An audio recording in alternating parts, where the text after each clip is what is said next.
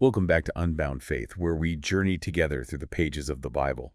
Today, Genesis 11. We're looking at Genesis 11, and hmm we're going to be talking about, well, we start with this Tower of Babel, right? Right. And then we go right into the lineage of Shem. It's quite a shift, isn't it? It is quite a shift. Yeah. I mean, one minute you're in this bustling city, with this tower reaching for the heavens, and then the next minute you're tracing, Right. these intricate family trees Yes. that connect us all the way back to, the generations after the flood. Yeah, it's like going from this grand, almost mythical story of Babel to these meticulous lists of names and ages. It's like zooming in from a wide-angle shot to a close-up, focusing on the intimate details of family, of heritage, of that unbroken line that connects us back to creation itself. Yeah, it's almost like they decided to tack this on at the last minute, but Right.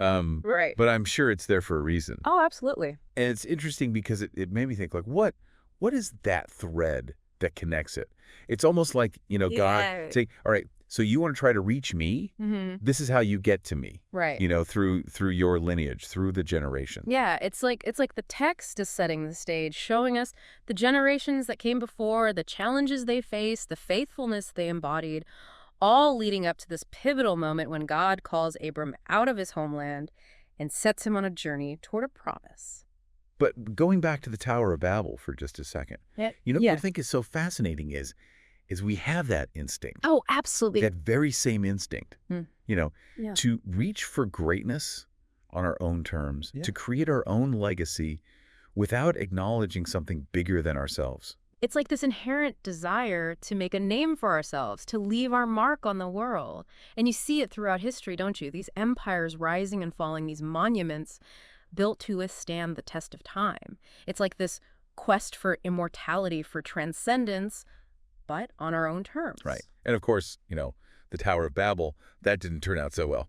Not so much, no. It's a pretty powerful image of how quickly unity can descend into chaos when we lose sight of, well, when we try to put ourselves in the place of God. And yet, even in the midst of this scattering, this fragmentation, we're reminded of the enduring power of lineage. That's so true. It's like even when humanity stumbles, even when we stray from that divine connection, there's this thread of continuity, a thread of faith and family that persists through generations.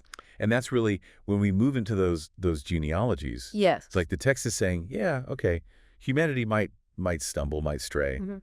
but there's a continuity here. Mm. It's that unbroken chain, that link to something ancient and enduring. I've always found those genealogical passages a bit daunting. Yeah. I'll be honest. I can imagine all those names and dates. All those names and dates, but I do love the Yeah. tracing of those connections. Absolutely. It's Yeah. like piecing together a puzzle, isn't it? Yeah. Each name, each lifespan represents a life lived, a story told, experiences passed down through generations, and it reminds us that we're part of something much bigger than ourselves. And it's within Shem's genealogy that we encounter a name that will become central to our understanding of faith. Oh, absolutely. And that's Abram, later known as Abraham. Right.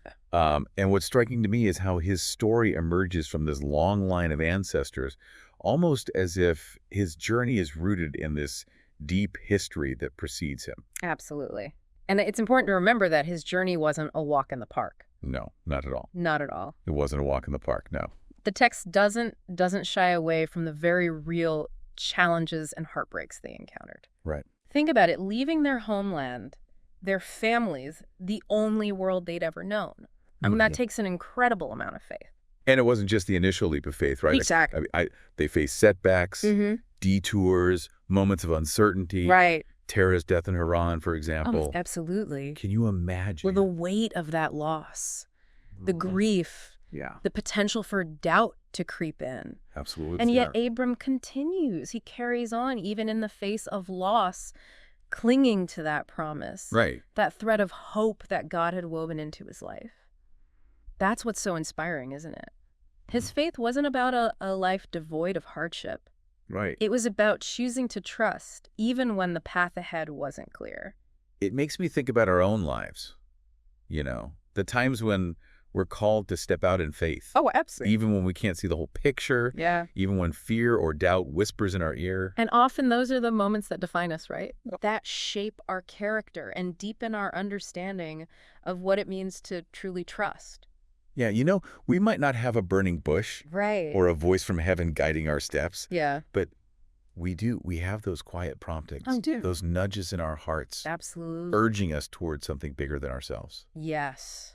Those moments where we have to decide, Alas. are we going to stay rooted in what's familiar, even if it's no longer life-giving? Yeah. Or are we going to take that step, even a trembling one, into the unknown? Yeah, and Abram didn't embark on this journey completely blind, did he? That's right, he didn't. He had a promise to cling to a Yeah. covenant with God.